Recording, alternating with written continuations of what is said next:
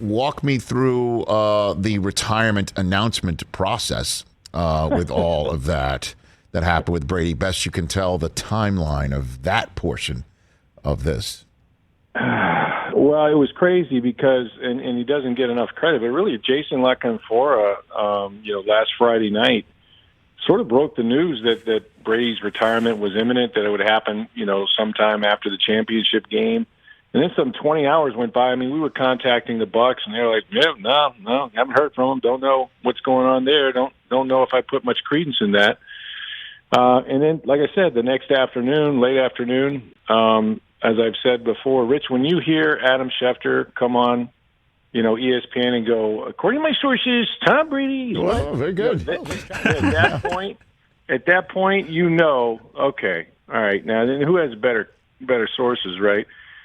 With Tom Brady than him and Jeff Darlington. And then there was this, sort of when I was talking to Bruce, when I was talking to Jason, I mean, it felt not that it couldn't happen, but just that again, they were hurt, I think, about the fact that all this was coming out before they had talked to Tom about it.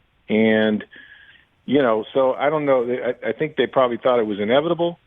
But it wasn't until, and then Tom goes on, Monday night on the Let's Go podcast with Jim Gray. I don't know what that was. Him saying that he still was, trying undecided, and would make an announcement when he had decided.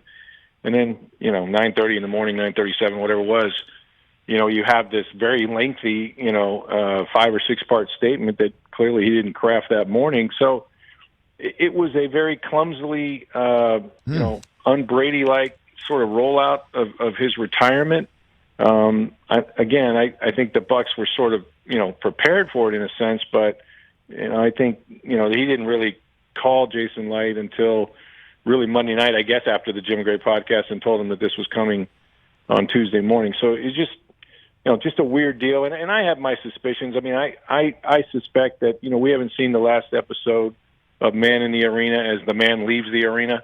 ESPN Plus has part of that, and at some point, I expect to see him sit down and say, hey, Daddy has a new team, and I'm staying with you guys, and we'll see how that all plays off in the cinema. But it just, it was just a weird weekend for sure, because you got to watch his career funeral before he actually said he was done. Yeah, it was, and then Jason Light and the Bucs said that Brady called him up and said, I haven't decided anything yet, but then you hear from some that there were indications this was it weeks before. So what was the general sense of things around the team? Did you get any sense that Brady was thinking of retiring as he was playing out the rest of this season, Rick?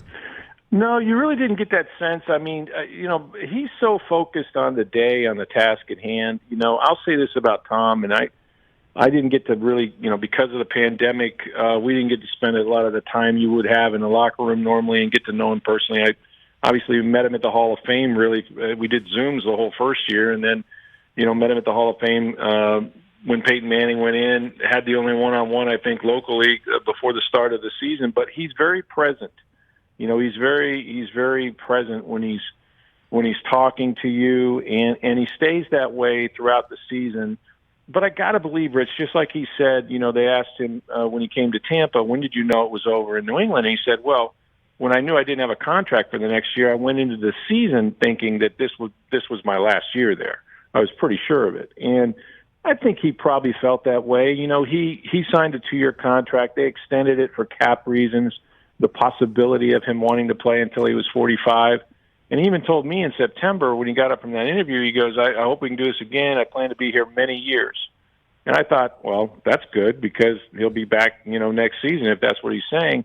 But, I just think that he, the idea of having won a Super Bowl already, look, he goes out on top. He's the league's leading passer with over 5,300, 16 yards, 43 touchdowns. I mean, if not for some really bad defense at the end of the Rams game, maybe they're playing next weekend in the Super Bowl again. So it was just time. He had talked about the pull from his family all during the year. It wasn't just Jim Gray's podcast. He had told us similar things, about where he was in life and where his kids were in life. So I think it's something that he probably had worked out in his mind, if not him and his wife worked out, and we were all just kind of like thinking, well, maybe this can go on, but in reality, too many business things too, Rich. You see everything he does in the expanded business portfolio.